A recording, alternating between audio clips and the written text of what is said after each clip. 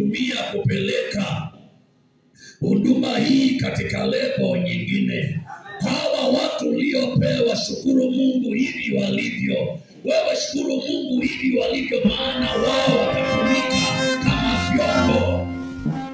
Watatumika kama vyombo masaa kama haya, na ukajua jinsi Mungu alivyo analeta watu ili ukaweze kuandaa wafanyike vyombo ambavyo vitakwenda vijijini na vitongojini wakieneza habari. Na ninasikia ndani yangu leo ndio ile siku watu wanaenda kutiwa muhuri. Nimesikia mtumishi wa Mungu akiongea maneno haya, na anaongea katika anga. Jina la Bwana lipewe sifa. Wajua mambo mengine Yesu alikuwa anayaongea kimbele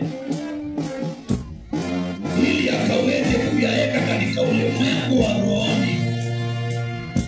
Yatakapofika yale masaa ya kile vitu alikuwa anaongea yaweze kupata nafasi, maana alipanda maneno katika ulimwengu wa rohoni.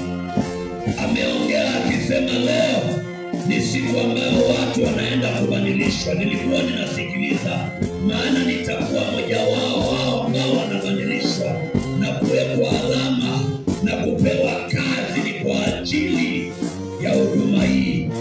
Jina la Bwana lipewe sifa. Ninaongea tu maneno haya niandae moyo wako.